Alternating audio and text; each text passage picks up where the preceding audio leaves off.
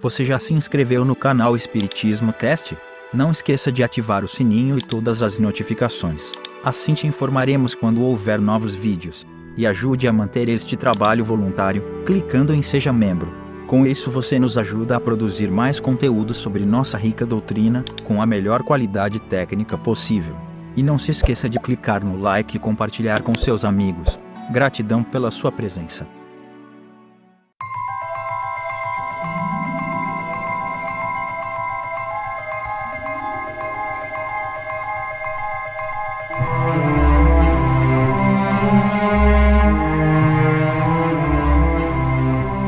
Olá, meus amigos, minhas amigas, como é que vocês estão? Sejam bem-vindos a mais um episódio onde estudamos o livro dos médiuns. Como eu sempre digo, um baita manual de instruções das comunicações com a outra dimensão.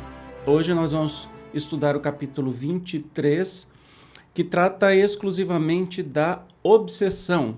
E é muito importante para todos nós, especialmente médiuns e trabalhadores de mediunidade, para que saibamos identificar a obsessão, os obsessores, quais são os tipos e tudo mais, tá? A gente encontra estas explicações também no Livro dos Espíritos, mas o Kardec, se ele pecar, ele peca pelo excesso e não pela falta, então é sempre bom a gente rever aí o conteúdo. Então, sem mais demoras, olha lá o capítulo 23 da obsessão. Vamos lá, então começando, espero que o Zezinho leia. Vai, Zezinho, está acordado? Entre os escolhos que apresenta a prática do Espiritismo, cumpre se coloque na primeira linha a obsessão, isto é, o domínio que alguns espíritos logram adquirir sobre certas pessoas nunca é praticada senão pelos espíritos inferiores, que procuram dominar. Os bons espíritos nenhum constrangimento infligem, aconselham, combatem a influência dos maus e, se não os ouvem, retiram-se. Os maus, ao contrário, se agarram àqueles de quem podem fazer suas presas se chegam a dominar algum, identificam-se com o espírito deste e o conduzem como se fora verdadeira criança. A obsessão apresenta caracteres diversos, que é preciso distinguir e que resultam do grau do constrangimento e da natureza dos efeitos que produz. A palavra obsessão é, de certo modo, um termo genérico, pelo qual se designa esta espécie de fenômeno, cujas principais variedades são a obsessão simples, a fascinação e a subjugação. Então vamos lá. O que a gente aprende neste item? Obsessão é sempre por espíritos inferiores, espíritos felizes, até medianos, não obsidiam ninguém, tá?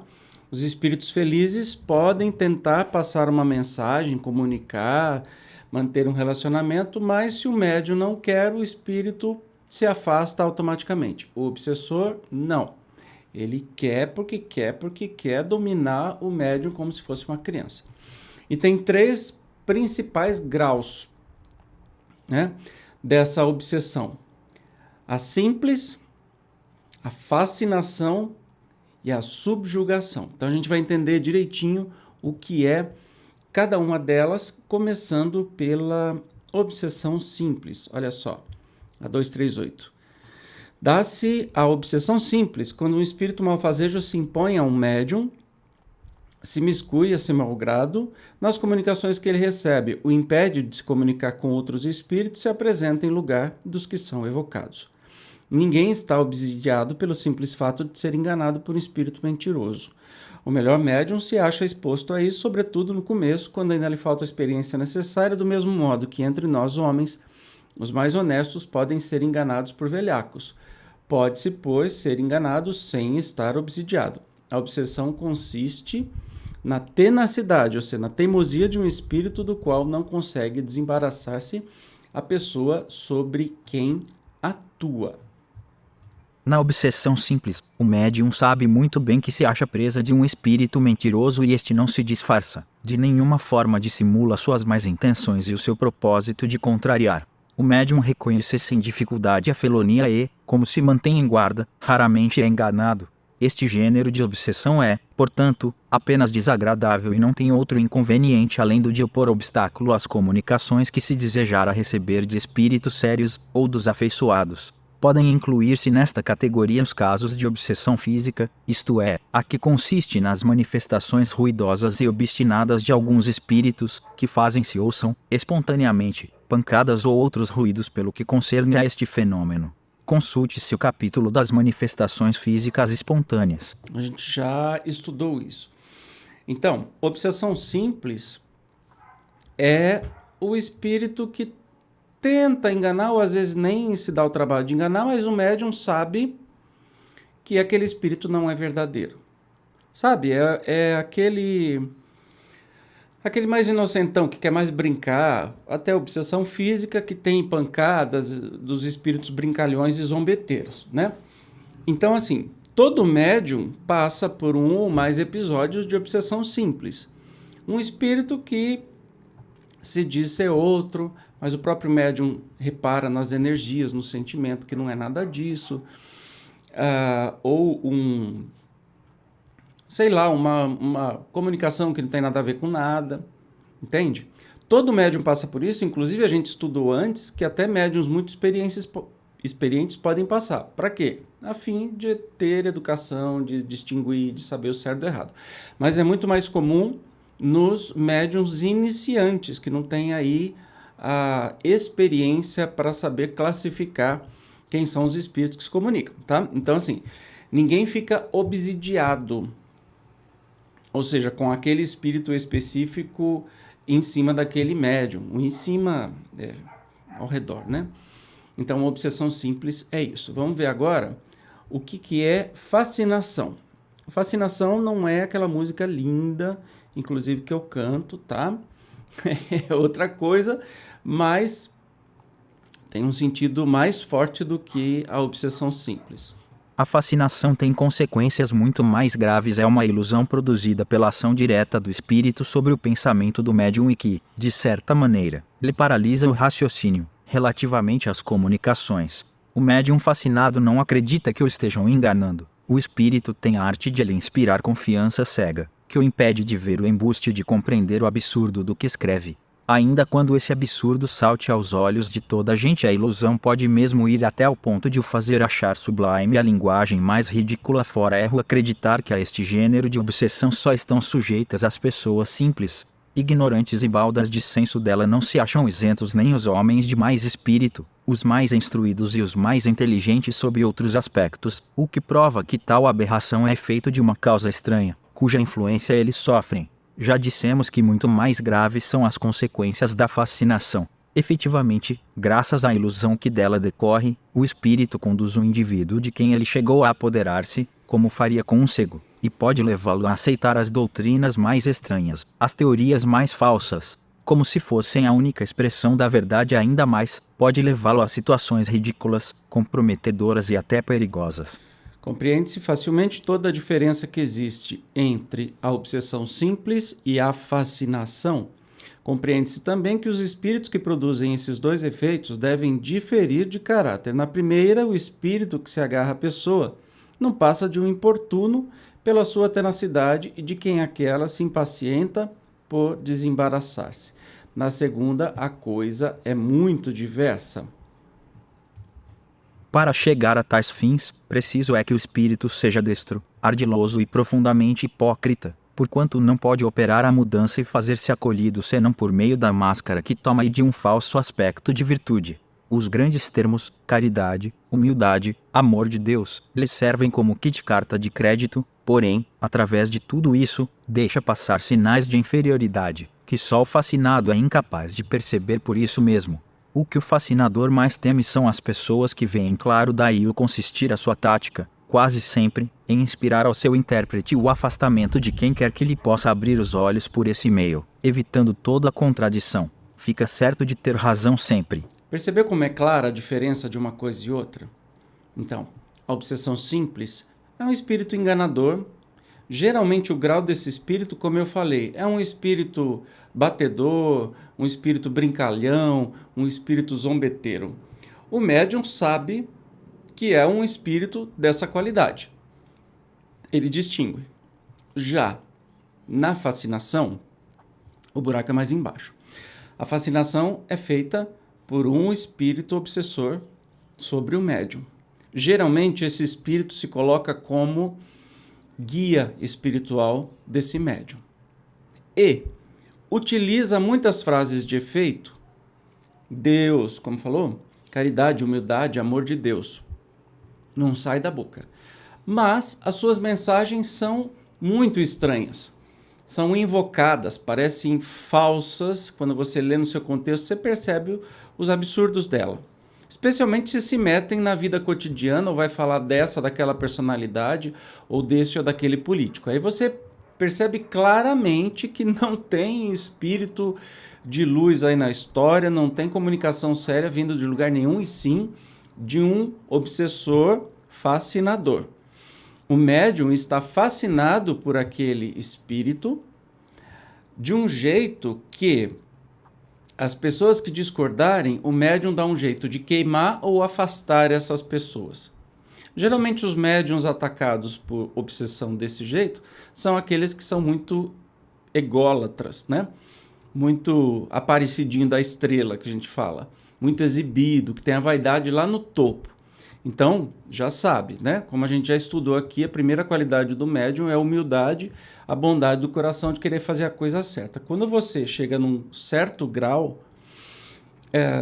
de se achar o suprassumo, está com campo aberto para os obsessores que, para enganarem o médium, assumem grandes nomes. Olha, o meu guia espiritual é Francisco de Assis.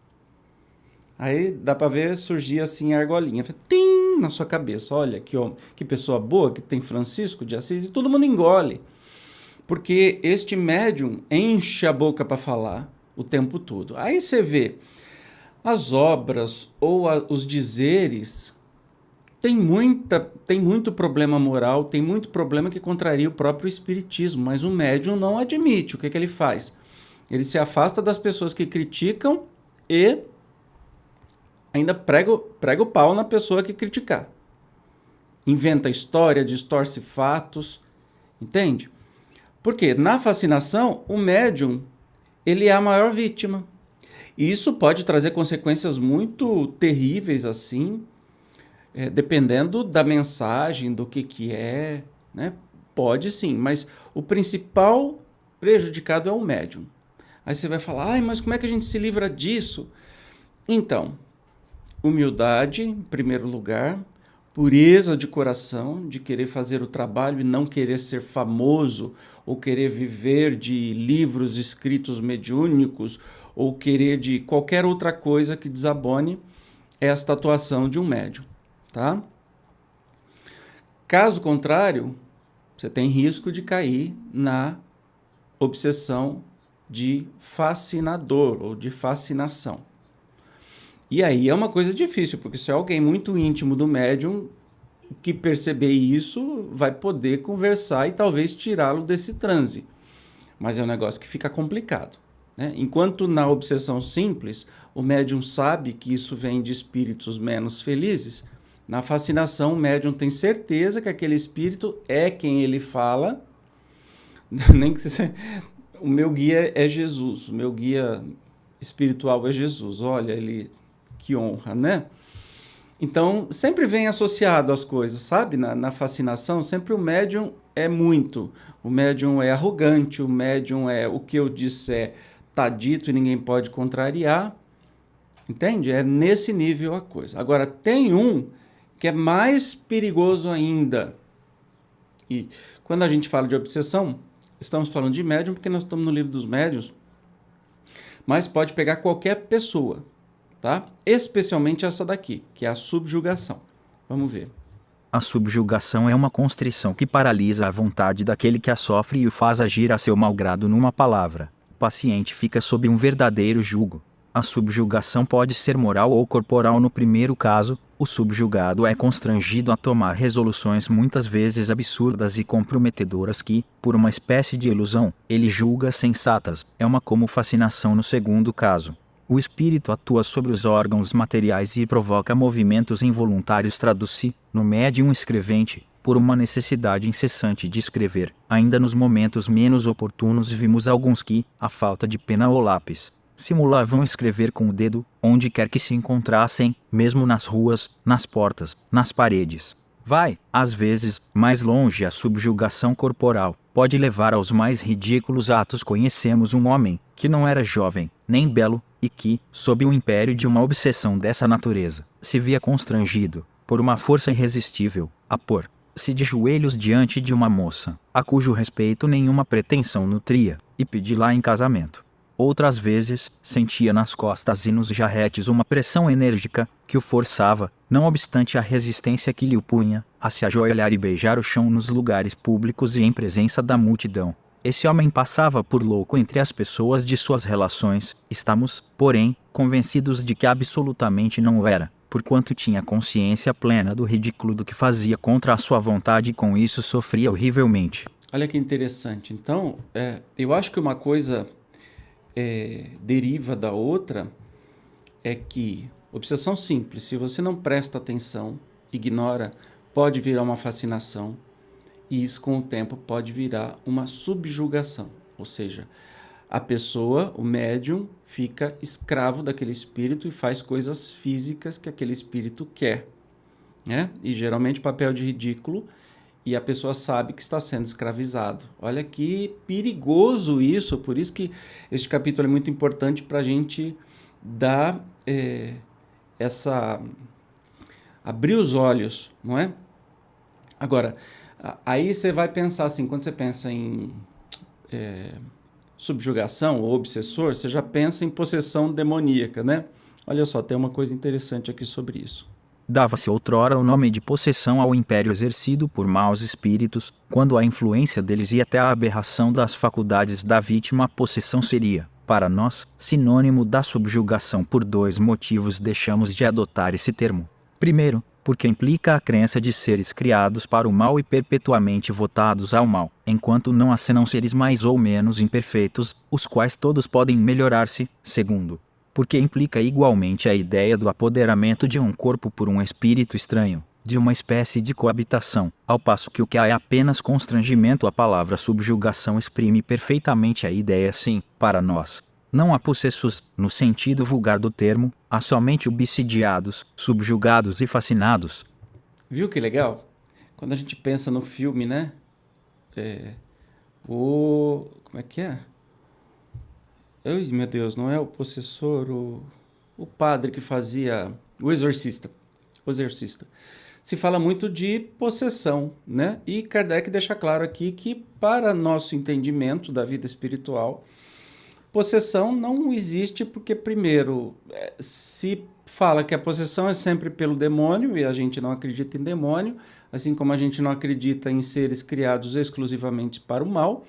E outra coisa, parece que este ser incrivelmente mau entra no corpo da pessoa e faz dela o que quiser, inclusive derrogar as leis físicas, fazendo-a levitar, virar o pescoço, etc. e tal. A gente sabe que isso daí é tudo fantasia de cinema para dar mais gostinho e mais medo, né? Então, não vamos usar o termo possessão de jeito nenhum, em lugar nenhum.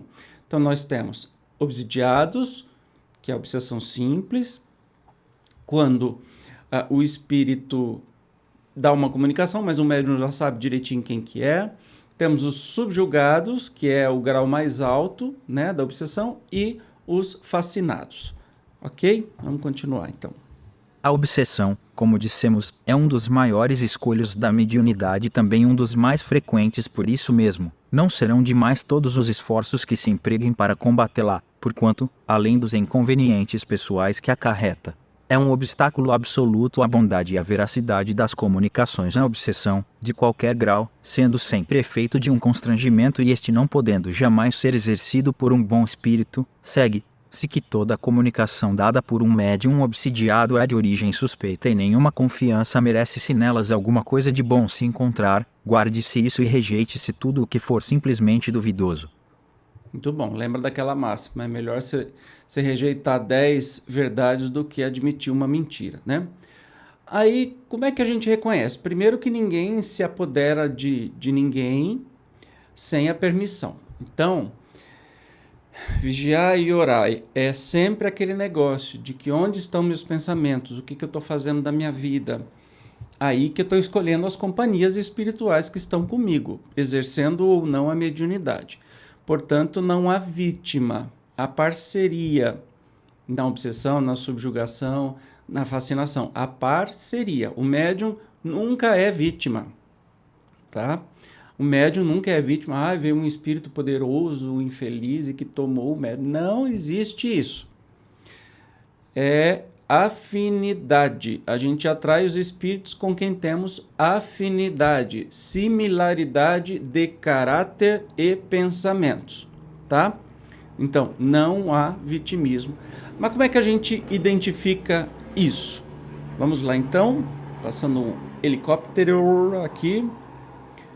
Primeira coisa, como é que a gente identifica a obsessão?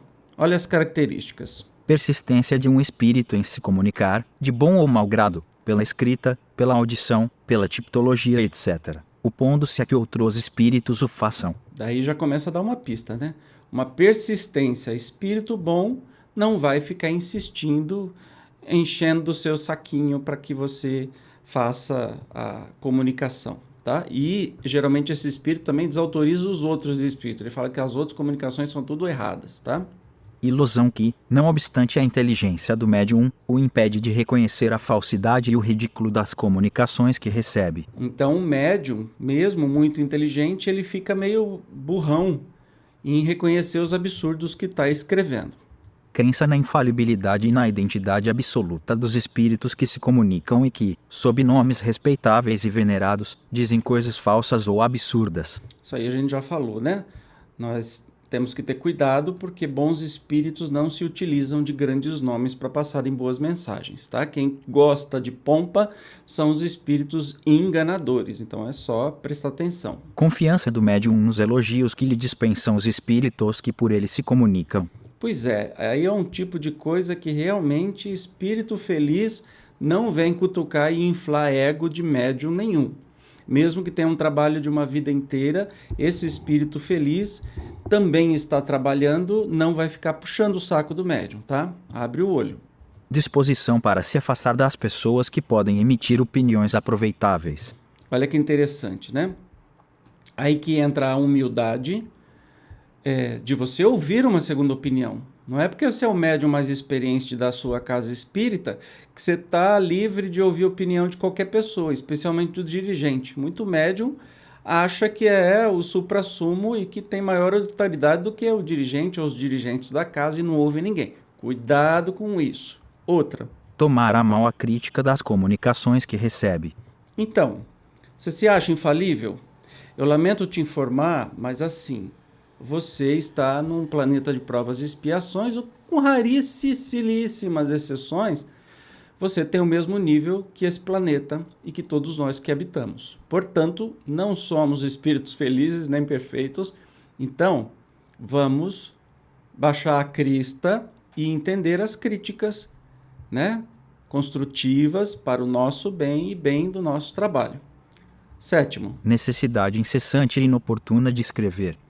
Então, espírito feliz não constrange ninguém a ficar escrevendo em qualquer lado. Imagina que ridículo isso. Espírito feliz respeita a sua vida, a sua organização de vida. Você vai psicografar um livro, você pode determinar mentalmente com esse espírito, olha, todo dia das 10 às 10h30 nós vamos escrever um livro, ou mais ou menos, você quem sabe. E este espírito vai te respeitar. Agora, se ele ficar tremendo a sua mão para escrever em tudo quanto é canto, olha, desculpa, mas isso não é nada produtivo, é alguém que está querendo te subjugar. Oitavo. Constrangimento físico qualquer, dominando-lhe a vontade e forçando-o a agir ou falar a seu malgrado. Bom, aquela história, né? Quando o espírito é tão forte, te constrange a fazer qualquer coisa, inclusive falar ou agir, ajoelhar, fazer papel de ridículo, nem precisa falar que não é um bom espírito. E o nono? Rumores e desordens persistentes ao redor do médium, sendo ele de tudo a causa, ou objeto. Eu conheço muitos médiuns famosos até, que vivem fazendo, criando caso. Na internet, vira e mexe, tem, e aí o movimento espírita é inundado de opiniões de médiuns fascinados, ou talvez até subjugados, que se acham donos da verdade, que o que ele fala, o que ela fala é verdade, todo mundo tem que baixar a cabeça, mesmo que sejam o mais absurdo dos absurdos, especialmente se mete em previsões quaisquer que sejam, seja da morte de um cantor famoso, ou da eleição de um político, ou coloca nomes pomposos aí na sua mensagem. Olha, hoje é o dia da abolição da escravatura e aqui tem uma mensagem da princesa Isabel. Hoje é o dia da independência, quem vai falar é Dom Pedro I. Hoje é dia da proclamação da República, quem vai falar é o Marechal Deodoro. Cuidado, hein? Isso não é espiritismo. É qualquer outra coisa, mas não é espiritismo. Mas vamos continuar o nosso estudo aqui. Diante do perigo da obsessão, ocorre perguntar se não é lastimável ser médium. Não é a faculdade mediúnica que a provoca numa palavra. Não constitui isso uma prova de inconveniência das comunicações espíritas. Fácil se nos apresenta a resposta e pedimos que a meditem cuidadosamente. Não foram os médiuns nem os espíritas que criaram os espíritos, ao contrário, foram os espíritos que fizeram haja espíritas e médiuns, não sendo os espíritos mais do que as almas dos homens. É claro que há espíritos desde quando há homens. Por conseguinte, desde todos os tempos eles exerceram influência salutar ou perniciosa sobre a humanidade. A faculdade mediúnica não lhes é mais que um meio de se manifestarem.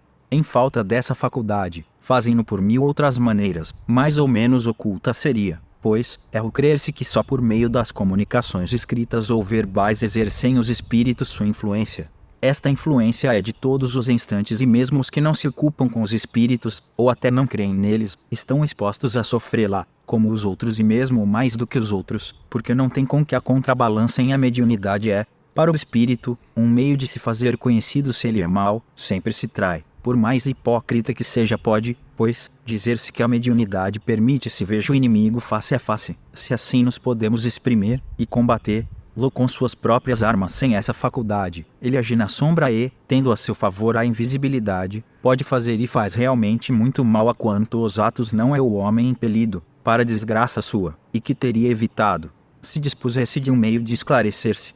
Os incrédulos não imaginam enunciar uma verdade quando dizem de um homem que se transvia obstinadamente, é o seu mau gênio que o impele à própria perda. Assim, o conhecimento do espiritismo, longe de facilitar o predomínio dos maus espíritos, há de ter como resultado, em tempo mais ou menos próximo, e quando se achar propagado, destruir esse predomínio, dando a cada um os meios de se pôr em guarda contra as sugestões deles. Aquele então que sucumbir só de se terá que se queixar. Então, olha que interessante, né? E aí vai continuando estes dizeres aqui, ainda no item, mas só para dizer. Então quer dizer que é perigoso ser médium? Não. Perigoso é você não estudar e poder ser enganado. Porque assim, você não precisa ser médium para receber influência de um mau espírito, para ser obsidiado, para ser subjugado. Não precisa ser médium. Pior ainda quando você não é médium e você não sabe que está acontecendo isso com você. Você acha que é você. Tem uma regrinha muito interessante que a minha querida Márcia Barroso, dirigente da nossa Casa Espírita, sempre diz. As vozes que a gente escuta na cabeça, que geralmente são comuns, né? A gente exercita o pensamento o tempo todo.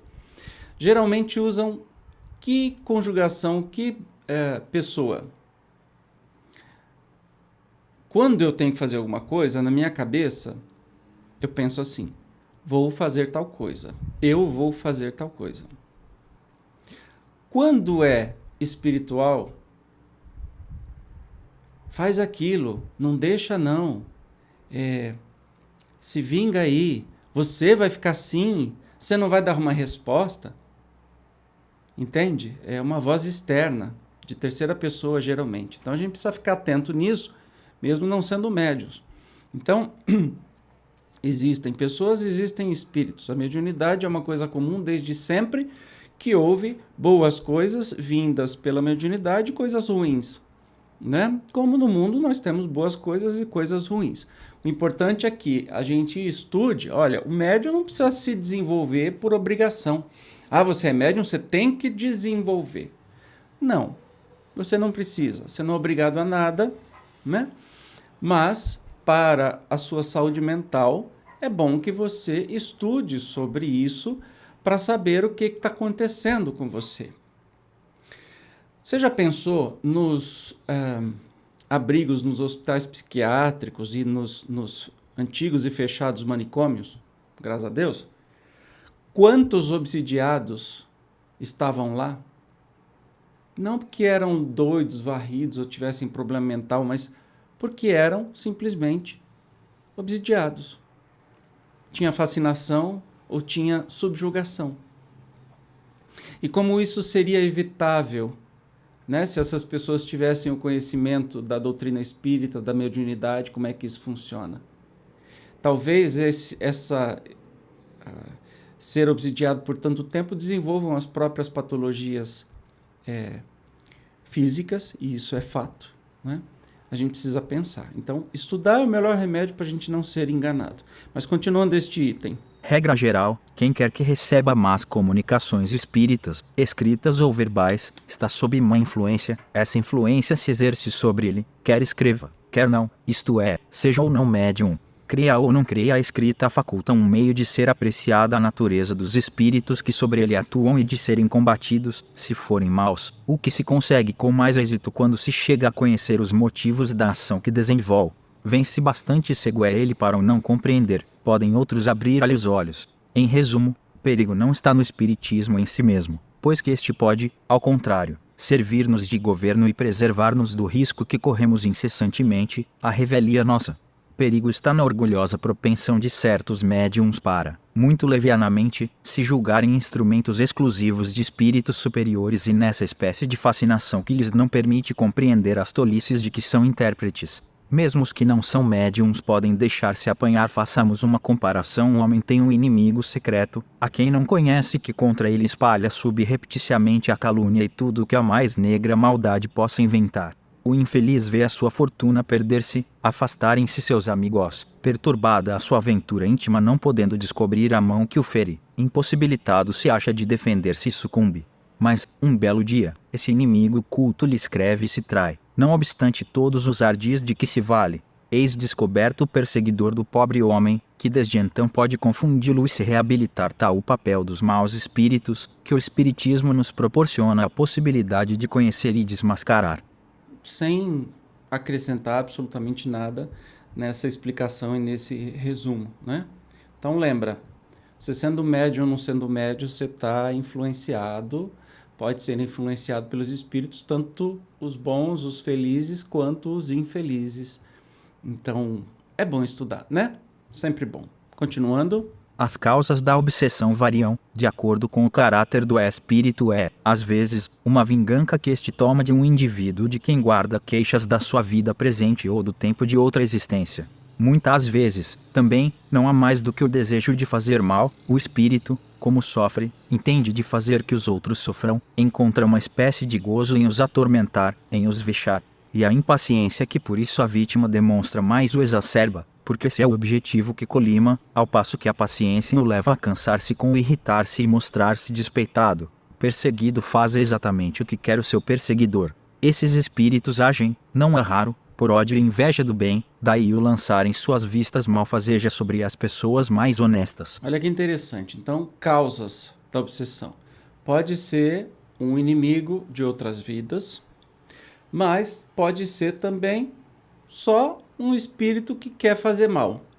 E quanto mais ele atormenta e o médium ou a pessoa mais irritada fica, mais ele fica feliz e faz mais e atormenta mais, atingir o objetivo. Então a primeira coisa para se evitar isso e cansar o espírito obsessor é ter paciência e desejar-lhe sempre o bem, o amor, e nunca sai daqui, seu capeta, vai-te retro. Por isso que aqueles negócios de exorcista que xinga e que a gente vê repetido aí nas igrejas, especialmente evangélicas, com muita agressividade, vai embora, seu espírito infeliz, seu porco, não sei o que lá, irrita mais o espírito ainda. Se por acaso o espírito deixar de atormentar aquela pessoa, ele vai para a próxima que tiver lá disponível, lá naquela igreja mesmo. Então é uma transferência de espírito de uma pessoa para outra, entende? Porque você está desrespeitando, você não está amando.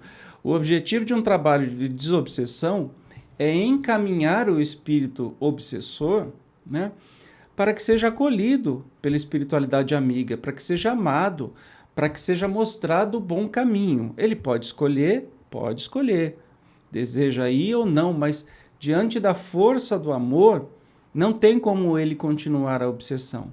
Uma hora ele se dobra, entende? Mesmo que demore muitas sessões para acontecerem. Eu estou falando de obsessão em pessoas comuns, não médiums, não ditas médiums ou que não trabalham com mediunidade, ok? Então, assim, o espírito pode ser um espírito estranho que só se diverte fazendo isso.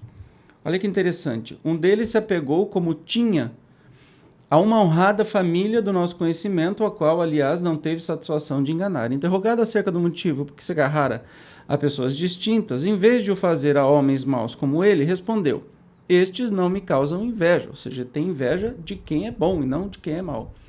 Outros são guiados por um sentimento de covardia que os induz a se aproveitarem da fraqueza moral de certos indivíduos, que eles sabem capazes de lhes resistirem. Um destes últimos, que subjugava um rapaz de inteligência muito apoucada, interrogado sobre os motivos dessa escolha, respondeu: tenho grandíssima necessidade de atormentar alguém. Uma pessoa criteriosa me repeliria, ligo-me a um idiota que nenhuma força me opõe. Entende a vantagem da gente estudar? Percebe a vantagem da gente estudar? Até é uma prevenção de que esses espíritos do nada apareçam e comecem a atormentar a nossa vida. Todos nós estamos passíveis disso. Continuando.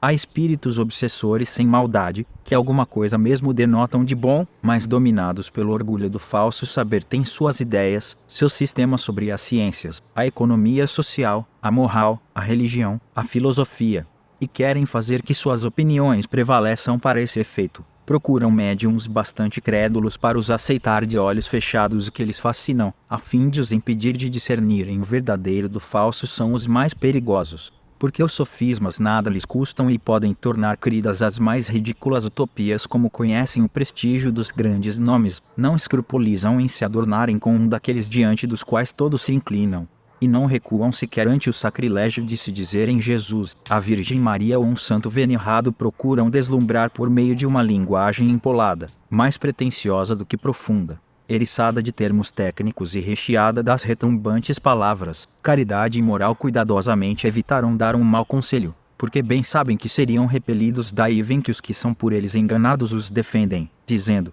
bem vedes que nada dizem de mal. A moral, porém, para esses espíritos é simples passaporte, é o que menos os preocupa. O que querem, acima de tudo, é impor suas ideias, por mais disparatadas que sejam.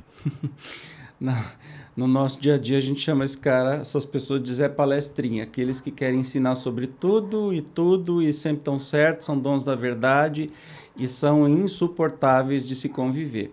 Vira espírito e acha um médium deslumbrado, aí ele vai falar que ele é Jesus, ele é Maria, e esse médium vai acreditar e fica até orgulhoso disso. Aí que a coisa vai pro brejo mesmo, né? Então, preste atenção. Os espíritos dados a sistemas são geralmente escrevinhadores, pelo que buscam os médiuns que escrevem com facilidade, dos quais tratam de fazer instrumentos dóceis e, sobretudo, entusiastas, fascinando-os. São quase sempre verbosos, muito prolixos, você repete muito a mesma coisa, procurando compensar a qualidade pela quantidade. Comprazem-se em ditar aos seus intérpretes volumosos escritos indigestos e frequentemente pouco inteligíveis, que felizmente têm por antídoto a impossibilidade material de serem lidos pelas massas. Os espíritos verdadeiramente superiores são sóbrios de palavras, dizem muita coisa em poucas frases. Olha que interessante. Segue-se que aquela fecundidade prodigiosa deve sempre ser suspeita. Nunca será demais toda a circunspecção, quando se trate de publicar semelhantes escritos às utopias e às excentricidades, que neles por vezes abundam e chocam o bom senso, produzem lamentável impressão nas pessoas ainda noviças na doutrina, dando-lhes uma ideia falsa do espiritismo, sem mesmo se levar em conta que são armas de que se servem seus inimigos para ridiculizá-lo. Entre tais publicações, algumas aqui, sem serem más e sem provirem de uma obsessão, podem considerar-se imprudentes, intempestivas ou desazadas. Eu tenho exemplos, né, muito claros, não sei nem se eu deveria falar isso, mas eu acho que eu tenho a obrigação moral de dizer isso, porque eu li, né, e no começo, todo mundo que começa a se interessar por espiritismo vai ter uma tendência de ler romances espíritas antes de estudar as obras fundamentais do espiritismo. Há algum mal nisso? Depende do romance espírita.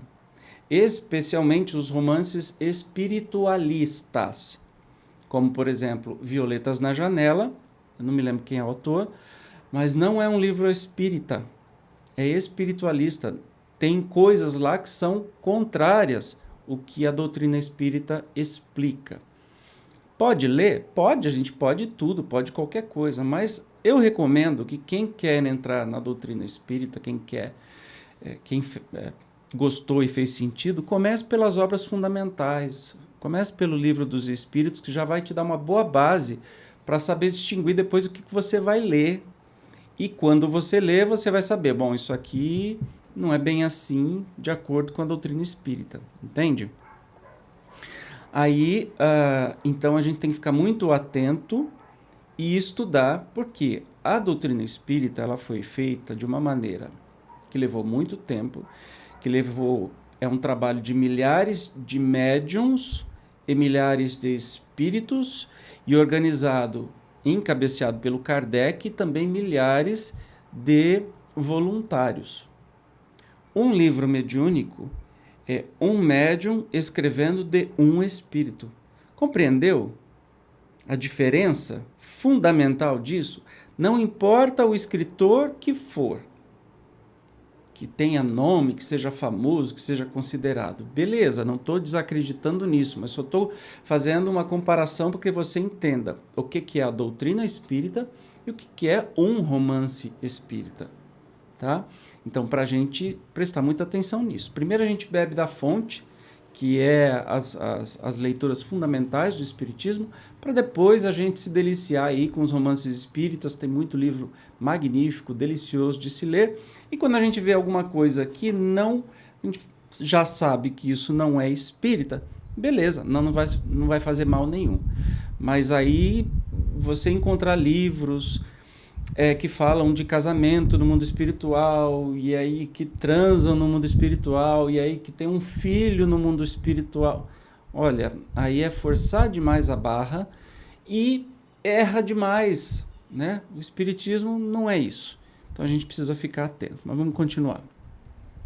Acontece muito frequentemente que um médium só se pode comunicar com um único espírito, que a ele se liga e responde pelos que são chamados por seu intermédio. Nem sempre é nisso uma obsessão, porquanto o fato pode derivar da falta de maleabilidade do médium, de uma afinidade especial sua com tal ou tal espírito. Somente a obsessão propriamente dita, quando o espírito se impõe e afasta intencionalmente os outros, o que jamais é obra de um espírito bom. Geralmente, o espírito que se apodera do médium, tendo em vista dominá-lo, não suporta um exame crítico das suas comunicações. Quando vê que não são aceitas, que as discutem, não se retira, mas inspira ao médium o pensamento de se insular, chegando mesmo, não é raro, a ordenar-lhe a todo médium que se melindra com a crítica das comunicações que obtém faz seco do espírito que o domina, espírito esse que não pode ser bom, desde que lhe inspira um pensamento ilógico, qual de se recusar ao exame.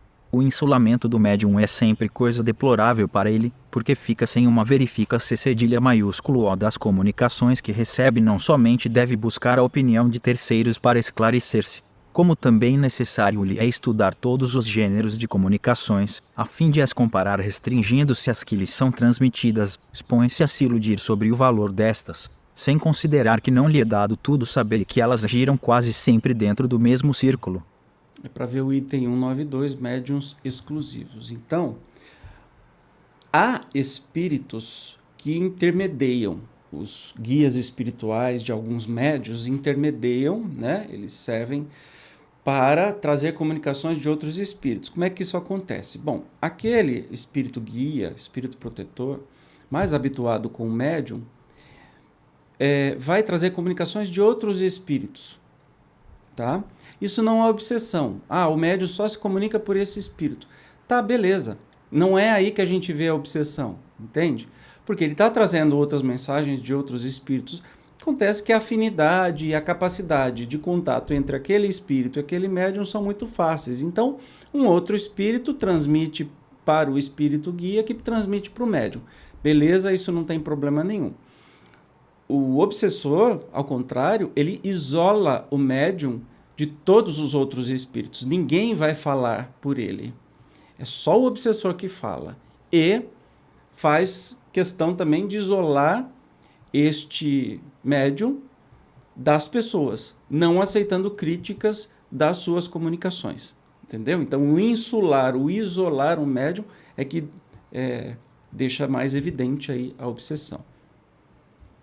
Os meios de se combater a obsessão variam, de acordo com o caráter que ela reveste. Não existe realmente perigo para o médium que se ache bem convencido de que está a ver-se com um espírito mentiroso, como sucede na obsessão simples. Esta não passa então, para ele, de fato desagradável. Mas precisamente porque ele é desagradável, constitui uma razão a mais para que o espírito se encarnice em vexá-lo, ou seja, fica teimoso em deixá-lo envergonhado. Duas coisas essenciais se tem que fazer nesse caso: provar ao espírito que não está iludido por ele e que lhe é impossível enganar. Depois, cansar-lhe a paciência, mostrando-se mais paciente que ele.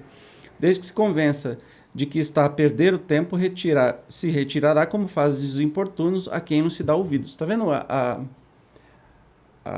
como que se diz assim? A receita de bolo? Como é que se afasta espírito obsessor?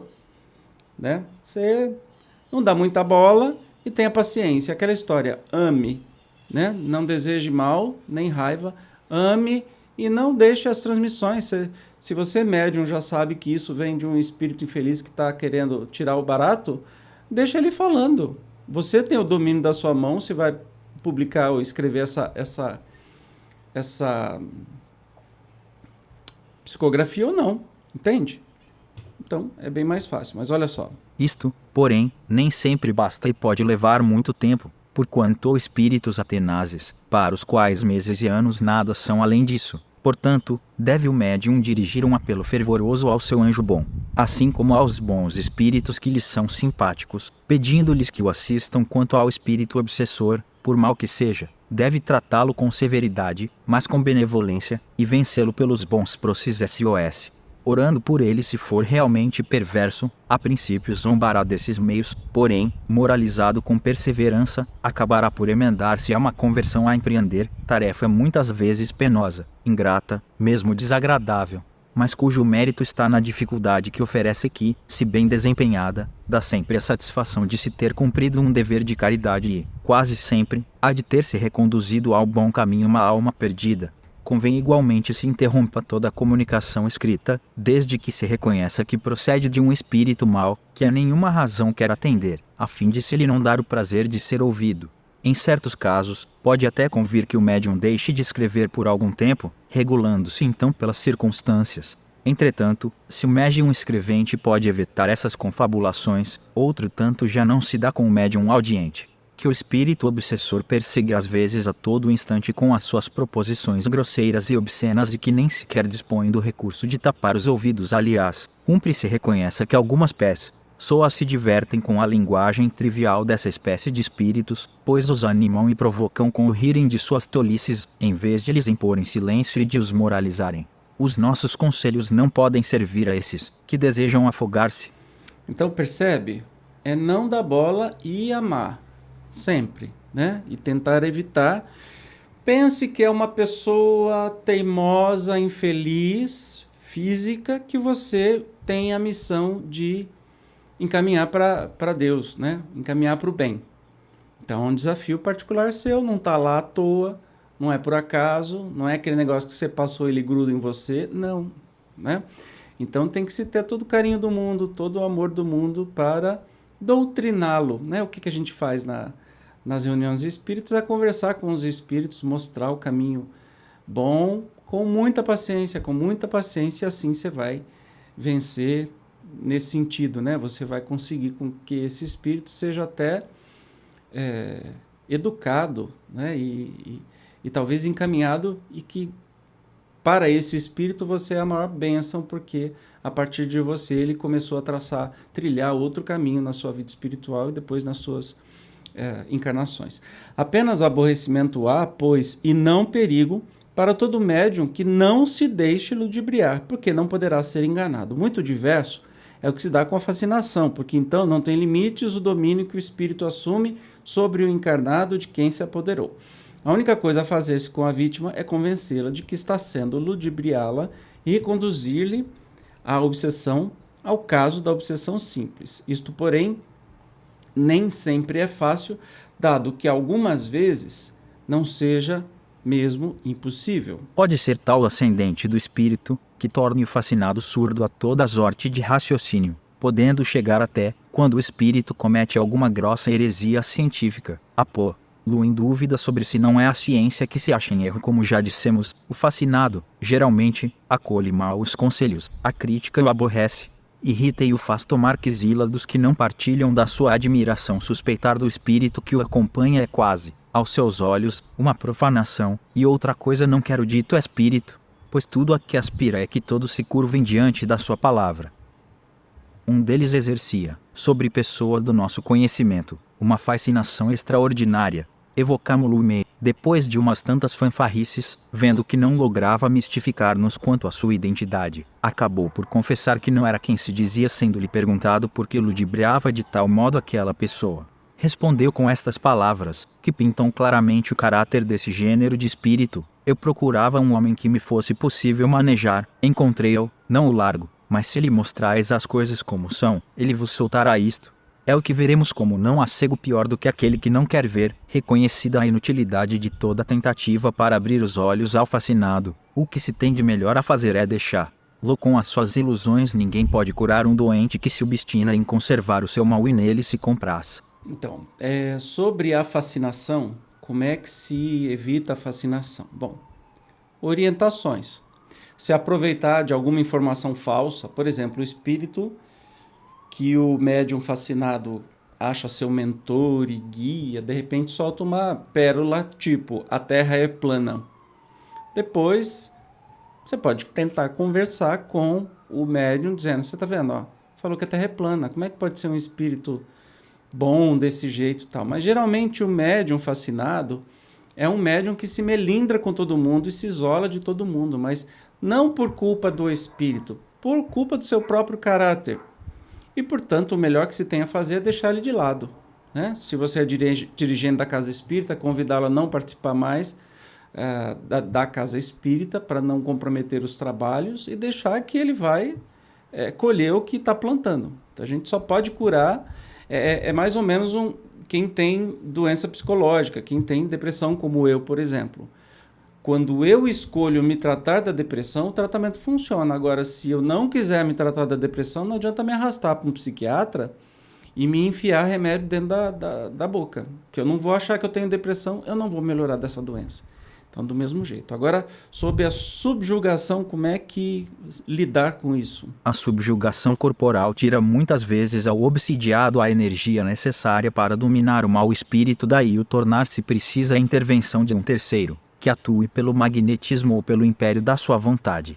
Em falta do concurso do obsidiado, essa terceira pessoa deve tomar ascendente sobre o espírito, porém, como este ascendente só pode ser moral, só a um ser moralmente superior ao espírito é dado assumir-lo, e seu poder será tanto maior quanto maior for a sua superioridade moral, porque, então, se impõe aquele que se vê forçado a inclinar-se diante dele. Por isso é que Jesus tinha tão grande poder para expulsar aqueles que, naquela época, se chamava demônio, isto é, os maus espíritos obsessores. Aqui, não podemos oferecer mais do que conselhos gerais, porquanto nenhum processo material existe, como, sobretudo, nenhuma fórmula, nenhuma palavra sacramental, com o poder de expelir os espíritos obsessores. Às vezes, o que falta ao obsidiado é a força fluídica suficiente. Neste caso, a ação magnética de um bom magnetizador lhe pode ser de grande proveito. Contudo, é sempre conveniente procurar, por um médium de confiança, os conselhos de um espírito superior ou do anjo guardião. Então,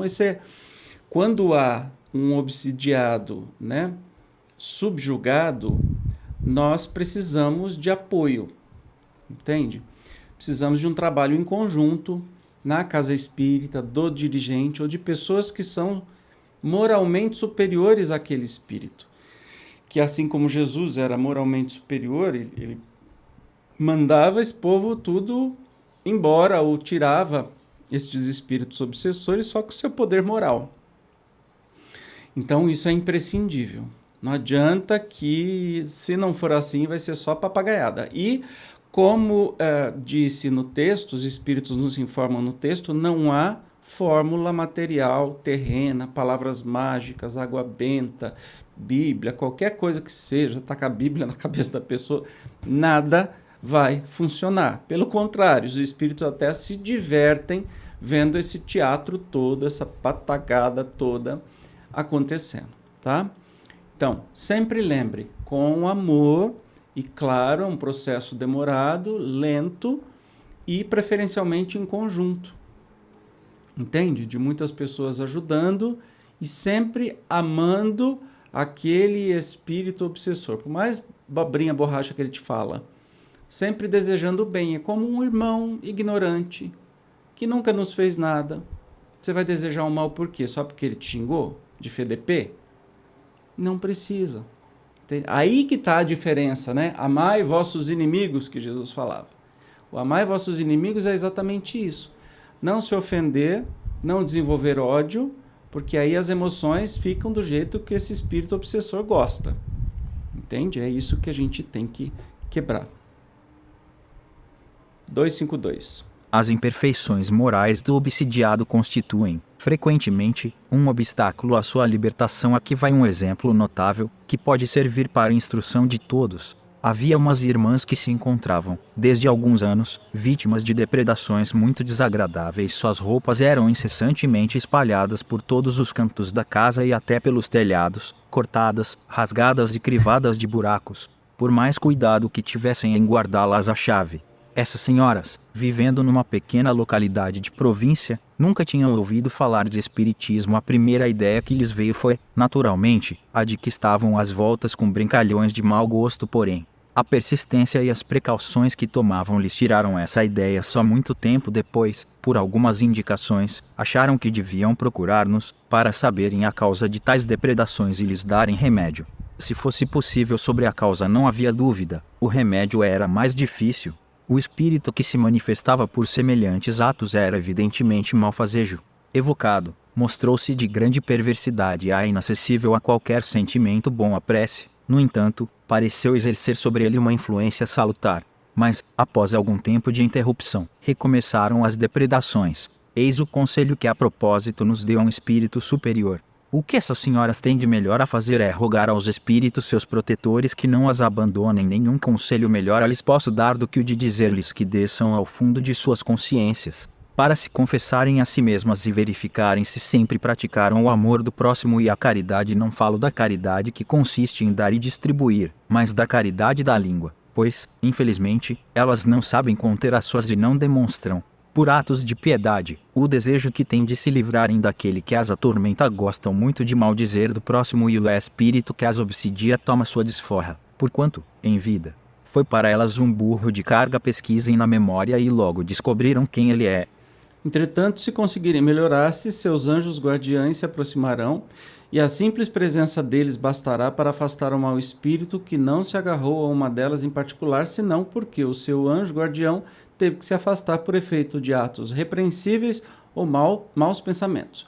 O que precisam é fazer preces fervorosas pelos que sofrem e principalmente praticar as virtudes impostas por Deus a cada um de acordo com a sua condição. Como ponderássemos que essas palavras pareciam um tanto severas e que talvez fosse conveniente adoçá-las para serem transmitidas, o Espírito acrescentou: Devo dizer o que digo e como digo, porque as pessoas de quem se trata têm o hábito de supor que nenhum mal fazem com a língua, quando fazem muitíssimo. Por isso, preciso é ferir-lhes o espírito, de maneira que lhes sirva de advertência séria. Ressalta do que fica dito um ensinamento de grande alcance, que as imperfeições morais dão à ação dos espíritos obsessores e que o mais seguro meio de a pessoa se livrar deles é atrair os bons pela prática do bem. Sem dúvida, Os bons espíritos têm mais poder do que os maus, e a vontade deles basta para afastar estes últimos. Eles, porém, só assistem os que os secundam pelos esforços que fazem por melhorar-se, sem o que se afastam e deixam o campo livre aos maus, que se tornam assim, em certos casos, instrumentos de punição, visto que os bons permitem que hajam para esse fim. Você viu que história interessante? Uma história verdadeira, assim, do que era a verdadeira causa.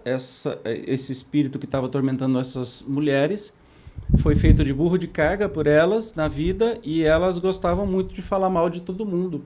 E esse espírito quis se vingar com elas, né?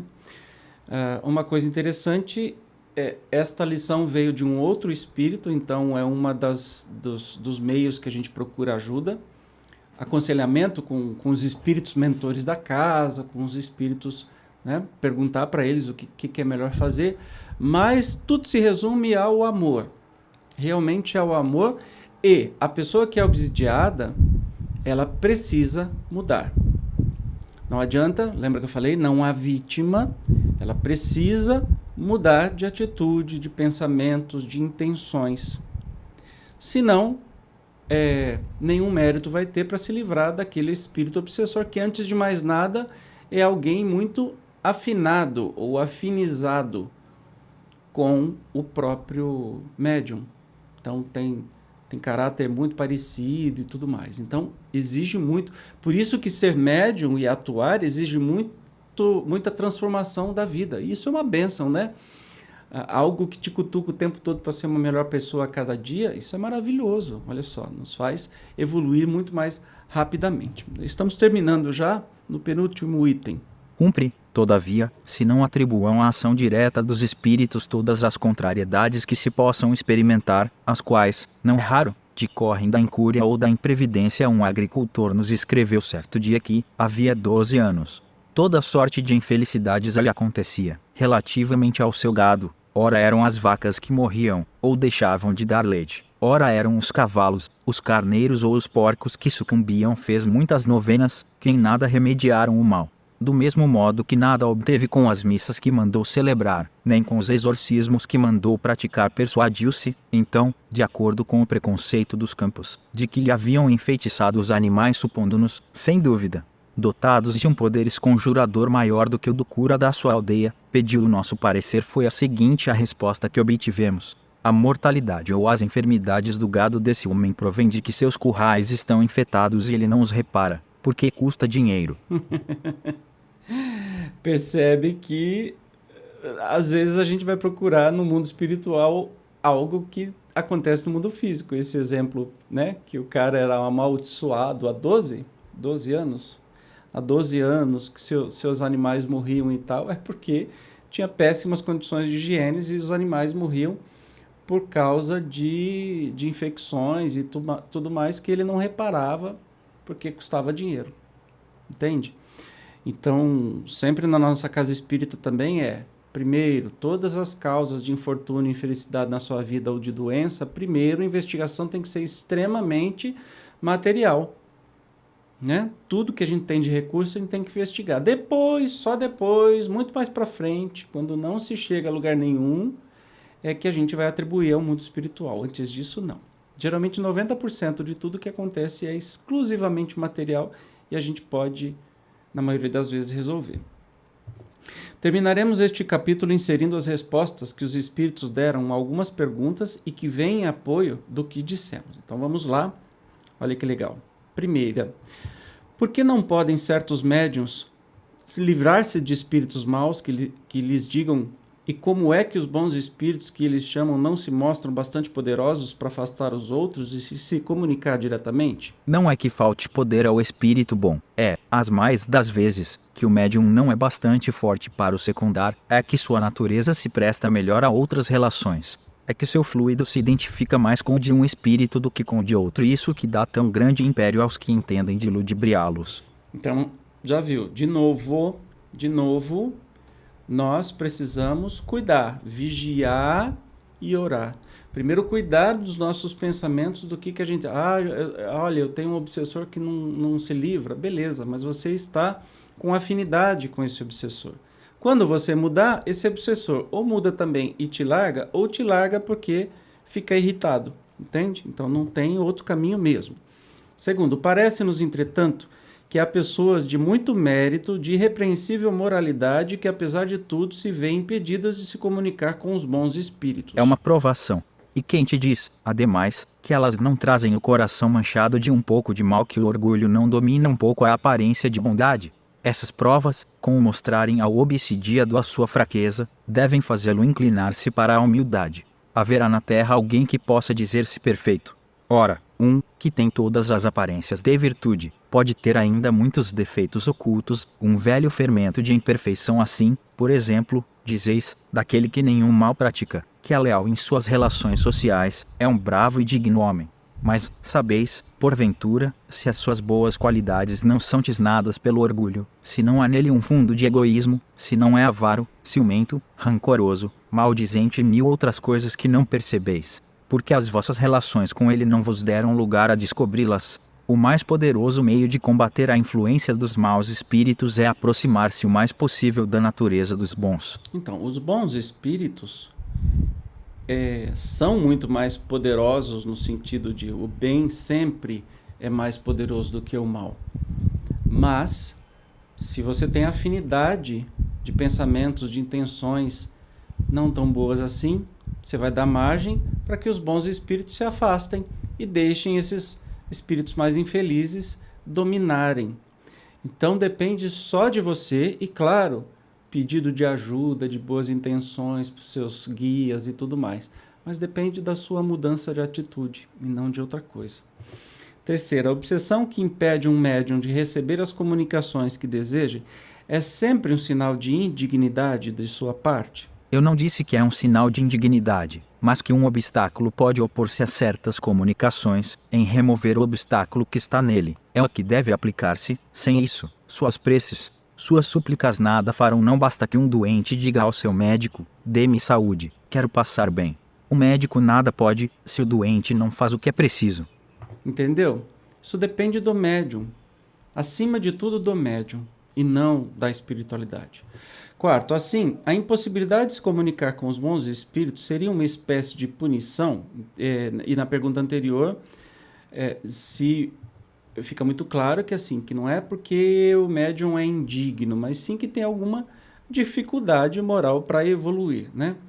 Então, essa impossibilidade de comunicar é uma punição? Em certos casos, pode ser uma verdadeira punição, como a possibilidade de se comunicar com eles é uma recompensa que deveis esforçar-vos por merecer. Pede para ver perda e suspensão da mediunidade, que é o item 220 que a gente já estudou. Então, pode ser uma punição até de uma mediunidade mal usada, entende? Que aí você perde a faculdade momentaneamente, porque senão você ia se enrolar cada vez mais se não perdesse. Quinta, não se pode também combater a influência dos maus espíritos moralizando-os? Sim, mas é o que não se faz e é o que não se deve descurar de fazer, porquanto, muitas vezes, isso constitui uma tarefa que vos é dada e que deveis desempenhar caridosa e religiosamente por meio de sábios conselhos. É possível induzir-los ao arrependimento e apressar-lhes o progresso. Como pode um homem ter, a esse respeito, mais influência do que a tem os próprios espíritos? Os espíritos perversos se aproximam antes dos homens que eles procuram atormentar, do que dos espíritos, dos quais se afastam o mais possível. Nessa aproximação dos humanos, quando encontram algum que os moralize, a princípio não o escutam e até se riem dele. Depois, se aquele os sabe prender, acabam por se deixarem tocar. Os espíritos elevados só em nome de Deus lhes podem falar e isto os apavora. O homem, indubitavelmente, não dispõe de mais poder do que os espíritos superiores, porém sua linguagem se identifica melhor com a natureza daqueles outros e, ao verem o ascendente que o homem pode exercer sobre os espíritos inferiores, melhor compreendem a solidariedade que existe entre o céu e a terra. Demais, o ascendente que o homem pode exercer sobre os espíritos está na razão da sua superioridade moral. Ele não domina os espíritos superiores, nem mesmo os que, sem serem superiores, são bons e benevolentes, mas pode dominar os que lhes são inferiores em moralidade. Olha quanta chave, né? Então tá aí a resposta que muita gente faz, até eu mesmo me fiz essa pergunta, por Por que os espíritos vão incorporar, ao nome incorporar, vão ter contato na casa espírita, aí o doutrinador, o orientador, vai lhe falar com o maior amor do mundo sobre o caminho que ele está seguindo, tentar ensiná-lo alguma moralização, né, como se diz, e que o espírito pode até rir, mas que isso pode fazer toda a diferença. Ah, mas aí você está falando que o espírito superior não pode fazer isso? Claro que pode, mas estes espíritos infelizes chegam até a ter medo de espírito superior ou não os enxergam, entende? Não os enxergam, porque o padrão vibratório não permite enxergar os espíritos superiores. Então eles precisam da experiência na carne de novo, porque quando estão incorporados, eles estão sentindo o que o médium está sentindo. Então tem aquele contato mais físico com o mundo, e tudo que é falado ganha uma dimensão maior, e como não é alguém muito superior a ele, ou alguém com igual qualidade dele, está falando... Gente, eu não sei se vocês estão vendo, tem alguém gritando aqui, deve ser para me tirar o foco. Então, o que vai acontecer? Esta pessoa realmente vai ouvir o espírito desencarnado, quando está incorporado, vai ouvir melhor os conselhos e talvez a gente consiga encaminhá-lo, entendeu? Para o bem. E isso que é maravilhoso. Mas vamos lá. Sexta, a subjugação corporal levada a certo grau poderá ter como consequência a loucura? Olha que pergunta curiosa, né? Há uma espécie de loucura cuja causa o mundo desconhece, mas que não tem relação alguma com a loucura ordinária. Entre os que são tidos por loucos, muitos aqui apenas são subjugados, eles precisariam de um tratamento moral, enquanto com os tratamentos corporais os tornamos verdadeiros loucos. Quando os médicos conhecerem bem o espiritismo, saberão fazer essa distinção e curaram mais doentes do que com as duchas. Graças a Deus, né? Eu não sei se você já reparou, mas a maioria das instituições, dos hospitais que tratam doentes psiquiátricos são conduzidos por instituições espíritas. Isso não é por acaso, né? Porque você consegue livrar de medicamentos, de tratamentos, aqueles que estão apenas obsidiados. Você pode, paralelamente ao tratamento momentâneo, também ter um tratamento espiritual e pode livrá-los de ficarem piores ou concretizarem uma doença mental. Então, e que bom que não existe mais manicômio, não é? Que era um lugar onde se descartavam as pessoas com problemas mentais. Talvez eu, nas minhas crises de depressão, fosse jogado no manicômio, entende? Então, quantas pessoas não passaram por isso? Quantas pessoas não sofreram com isso? E hoje em dia não mais. Então, é só entendermos e estudarmos mais como é que funciona a relação com o mundo espiritual. Sétimo, o que se deve pensar dos que, vendo um perigo qualquer no espiritismo, julgam que o meio de preveni-lo seria proibir as comunicações espíritas? Ai, meu Deus do céu, se ataca o mensageiro, é aquela história, né? Se podem proibir a certas pessoas que se comuniquem com os espíritos, não podem impedir que manifestações espontâneas sejam feitas a essas mesmas pessoas, porquanto não podem suprimir os espíritos, nem lhes impedir que exerçam sua influência oculta. Esses tais se assemelham às crianças que tapam os olhos e ficam crentes de que ninguém as vê. Fora loucura querer suprimir uma coisa que oferece grandes vantagens, só porque imprudentes podem abusar dela. O meio de se lhe prevenirem os inconvenientes consiste, ao contrário, em torná-la conhecida a fundo. Então, jamais impedir comunicação espírita, porque isso não impede absolutamente nada, né? A gente tem que ser coerente e estudar. Quanto mais a gente estudar, talvez isso vai ajudar muito a mudar a sua vida. Se você não tem uma prática de estudo mediúnico e até trabalho mediúnico, talvez isso ajude muito a sua vida, a mudança de vida, uma melhoria de vida, um controle melhor de todas as coisas que acontecem com você e, além disso, um autoconhecimento. O importante é isso, tá bom? Olha só, chegamos ao final, 1h14. Muito obrigado pela sua carinhosa presença, que bom que estamos juntos. Nos encontramos no próximo estudo, que vamos falar sobre as identidades dos espíritos. Então, uma possível prova de identidade. A gente começa a distinguir quem são os espíritos, como é que a gente sabe da identidade dos espíritos. Eu te espero como sempre. Até lá. Tchau.